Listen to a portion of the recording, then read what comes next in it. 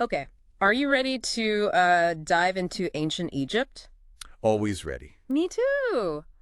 It's so fascinating, all their stuff about eternal life, like really living forever. Right. It wasn't just, a vague afterlife for them. Right, right. It was this continuous existence, a journey for the soul. Exactly. So much more than just building pyramids and hieroglyphics, right? It was their worldview. This idea that eternal life wasn't just a hope. It was like built into everything. Yeah, yeah, it was like fundamental for them. They had this certainty about it, this soul journey, something we've kind of lost touch with. Yeah. You see that symbol everywhere, the circle on top of a cross, Oh, yeah, yeah. on their tombs, scrolls, jewelry, everywhere. It's like, what, their version of a hashtag? Hashtag eternal life? Yeah, exactly.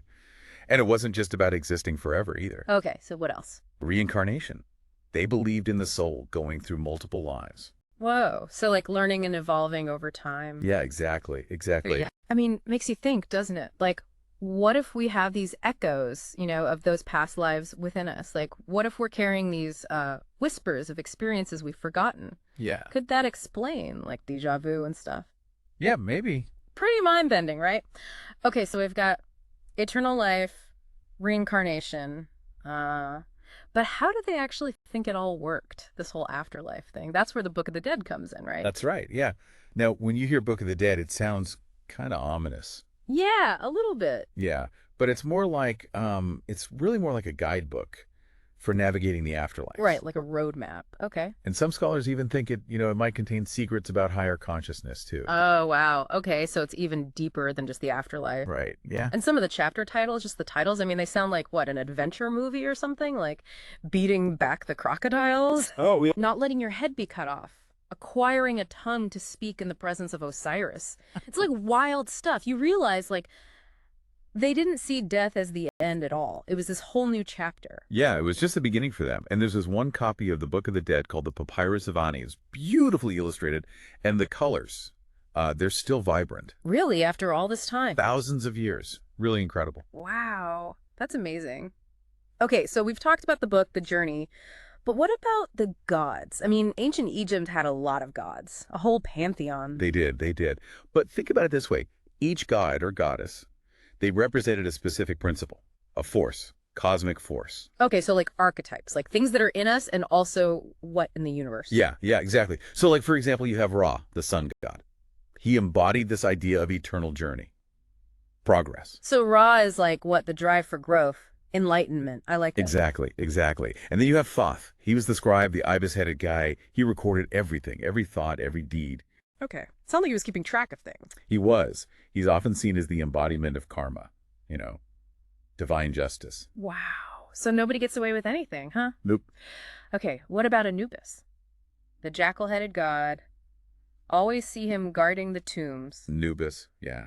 He was the guardian of sacred mysteries, protector of those seeking initiation. Oh, wow. Okay, so like the protector of our inner truth.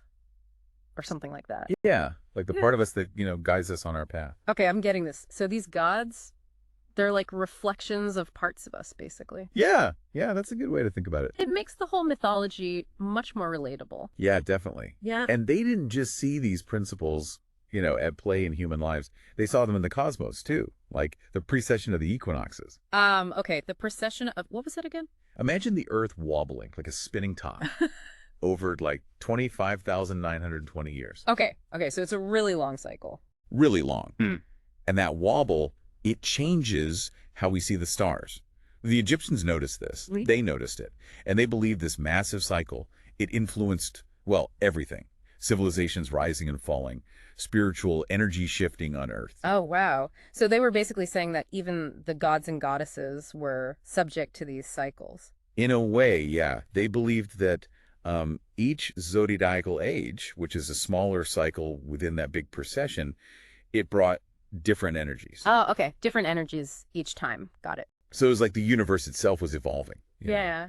And that impacted us here. That's amazing. Okay, so they were observing these cycles, but could they, like, influence them, do anything about them? Well, that's where things get really interesting. Let's talk about the Great Pyramid. Okay, the pyramid. Always a good topic. Right. What if it wasn't just a tomb? Okay, I like where this is going. What if it was like an initiation chamber? Exactly. Oh, okay. Now I'm really intrigued. Tell me more about this initiation chamber idea. So imagine someone, they want to become an initiate, right? and they go into the pyramid, Mm-hmm. into the darkness, solitude, and they're there for days, deep in the heart of the pyramid. Wow, that's intense. It is. And it's a symbolic death and rebirth. Like they have to die to their old self to be reborn. And some people believe that mimicked the journey of the soul that's outlined in the Book of the Dead. Wow, so the pyramid itself was a tool, like a cosmic womb for rebirth. Amazing. Yeah, it's a powerful idea. Okay, but did they, like, was this all about personal enlightenment, or was there a moral code too? Oh, there was definitely a moral code. That's where the negative confession comes in. The negative confession, what's that? It's in the Book of the Dead. Yeah. And it's where the deceased, they plead their case, they stand before Osiris, but it's not about rituals or offerings. It's about how they live their life, their ethical conduct. Oh, wow. Okay, I like that. So it's about actions, not just beliefs. Exactly. Okay, I have to hear this.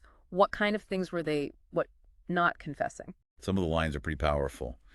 I have committed fraud and evil against no man. Oh, wow. Okay, that's a big one. I have never caused a slave to be ill-treated. There is not through fault of mine a suffering one, nor a sinful one, nor a weeping one in all the world. Wow, they really set the bar high. Mm. So basically, true spiritual progress, it wasn't just about, personal enlightenment, but about how you treated others, your impact on the world. Exactly. They believe that actions had ripple effects. They affected everything, not just the individual.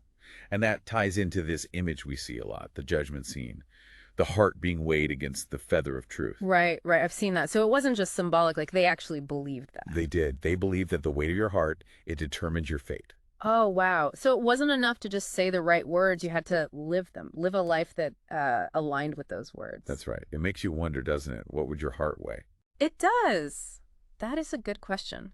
Okay, this is also fascinating. So that image, of the heart being weighed against the feather. Right. It really shows a key difference Okay. between how the ancient Egyptians saw judgment Yeah. and, well, what a lot of people think about the afterlife, Okay, so what makes their view of judgment so different? Well, it wasn't about like a vengeful God Right. waiting to punish you. It was more like a self-evaluation, understanding the consequences of your actions. Oh, okay.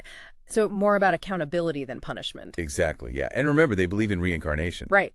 So Right. any unresolved issues, Mm-hmm. imbalances from this life, they'd carry over to the next one. Oh, wow. So it's not about escaping judgment at all. Yeah. It's about learning from it, evolving. Exactly. Wow. It's like having this built-in system for personal growth. You can't just sweep things under the rug. You have to face yourself eventually. Right. It's a powerful concept, and it connects back to, what we were talking about with the cosmic cycles. It's like, just as the stars and planets move in these patterns, so does the soul. There's this sense of order and purpose to it all. Okay, but some of this stuff, I gotta admit, it sounds pretty, Esoteric. yeah, esoteric. Like, did the average Egyptian really get all this? Or was it just, the priests, the initiates? That's a good question. I mean, it's likely that, in any society, the level of understanding varied. Right. But certain principles, like living an ethical life, Okay, yeah. the belief in eternal life, that seems to have been pretty widespread. So it wasn't just like a religion for the elite. Right. It was woven into daily life. Yes. For everyone. Exactly. Think about it. If you truly believed that your actions, in this life, had repercussions after death, Oh, yeah. wouldn't it change how you treated people? Right, totally. Yeah. How you did business, even raised your kids. Absolutely. It's like you'd always be aware of the bigger picture, the interconnectedness. There's a real sense of responsibility with that. Exactly. And don't forget the power of stories, myths, and symbols. That played a big part Oh, yeah. in transmitting these ideas. Right, because stories, they stick with you. They do. Even if you, don't get the deeper meaning right away. Take the myth of Osiris, for example. Why? It's more than just a dramatic story, right? Oh, yeah, It's symbolic of the soul's journey, death and rebirth, the struggle between good and evil, and it echoes those myths in other cultures too. It does, yeah. Like a dying and resurrected God. Right. That's pretty universal. Yeah, it is. Makes you wonder, right? What if there's this collective human unconscious? Interesting. Like a shared memory we're all tapping into. Maybe the ancient Egyptians were onto something with that divine memory idea. It's a fascinating thought. It is. It speaks to something, you know? Like deep in us, the search for meaning, the longing to connect to something bigger. Right, right. It's easy to look at ancient Egypt and think like, oh, wow, they were so different from us. Okay. But the more we explore their beliefs, I see how much we actually have in common. This quest for eternal life, this fascination with cycles, their focus on being ethical, it all still resonates today. Absolutely. I mean, their answers may have been different, Yeah. but I think their approach, it has this timeless wisdom. Yeah. They were grappling with the same big questions we ask. Right. The purpose of life, what happens after we die, how can we live a meaningful life? It's pretty amazing. They were asking the right questions. Yeah. So what can we learn from them besides, that they were great at astronomy and architecture? Well, I think for one, they remind us that spirituality, Yeah. it's not just about, rituals, Yeah. dogma. Right, right. It's about aligning ourselves with the cosmos, okay. understanding our place in it all, and striving to live a life of purpose, Yeah. integrity. They also remind us that death isn't the end. Right. It's just a transition, Another phase. a new chapter Exactly. in the journey of the soul. The ongoing journey. Right. Sometimes I think, like, have we lost something? Like, with our modern obsession with all the material stuff, Yeah. have we been blinded to those deeper truths, the things the Egyptians just, like, seem to understand? It's possible. Yeah. But the beautiful thing is, those truths, they're still there. Okay. We just have to, be willing to look deeper beyond the surface, Yeah. to delve into that wisdom. Yeah. Rediscover what's eternal within ourselves. Exactly. You're making me want to book a flight to Egypt. Uh-huh. Explore the pyramids. Can you imagine, like, standing inside one of those massive structures, feeling the weight of history, the energy? That would be amazing. Yeah. But even if we can't, physically travel back in time, Right. we can still journey through their writings, Uh-huh. their art, their myths. It's all right there. Who knows? Maybe we'll unlock some of those divine memories. Yeah. You never know. Maybe something else. But even if we don't remember past lives, Yeah. I think the Egyptians remind us Yeah. that we're all part of something bigger, a cosmic dance that's been going on forever. That's a beautiful way to put it. And each lifetime is a chance to play our part in that dance. Yeah. To learn, to grow, to contribute. I'm having one of those aha moments right now. Aha, good. It's all clicking into place. What stands out to you most? I think it's that idea that our actions have consequences that ripple out, Yeah. affecting not just us, but the world around us, Right. and even future lifetimes. It's kind of daunting, but it's also inspiring. Yeah. It makes you want to live more consciously, knowing your choices matter, like way more than you ever imagined. It's a powerful realization. It is, and it brings us back to that question, What would your heart weigh? Yeah. How do your actions measure up? Against the feather of truth. Yeah, it's something to think about. And it leads us back to the Book of the Dead. Right. Those initiation rituals. We were just getting to that. Those 3 days and nights in the pyramid. Right. The symbolic death and rebirth. Yeah, that's where things get really interesting. They do. So let's imagine ourselves as initiates now, Okay. entering that passage, leaving the world behind. Okay, into the unknown. Okay, so we're in the Great Pyramid, right? We're initiates now. It's dark, narrow, and we're leaving the world behind, like you said. So what happens next? Well, it's like a descent, Yeah. a descent into the underworld, Mm-hmm. a symbolic death, like you're stripped of everything, all those things that make you, your identity. Intense. It is. It's about facing those deepest parts of yourself. The good and the bad. Yeah, the light and shadow. I remember those chapter titles from the Book of the Dead, like beating back the crocodiles, not letting the head be cut off. Yeah. They weren't just metaphors, right? Not really. They were challenges, psychological and spiritual challenges. Oh, okay. Yeah.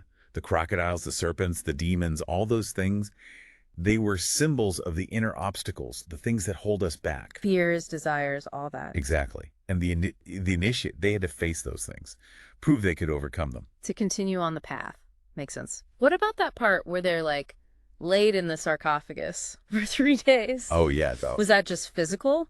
Or was Right. it more than that? Oh, it was definitely more than physical. I mean, the sarcophagus, think about it. It's a symbol of death, containment. You have to surrender completely, let go of your old self. Yeah. So something new can emerge. Like a caterpillar in a cocoon. Yeah, like that. Death and rebirth. Makes you think about those near-death experiences people talk about, where they come back totally different. Right. And what's interesting is the Egyptians, they seem to understand that, the Yeah. power of those experiences.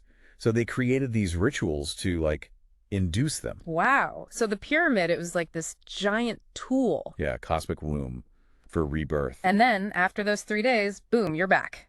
Greeted by the rising sun? Exactly, like a new beginning. A new consciousness. Okay, I get it. But what about those who weren't initiates? Did they believe that everyone went through this death and rebirth? Well, it's hard to say for sure. You know, their beliefs probably changed over time, and different groups might have had different ideas.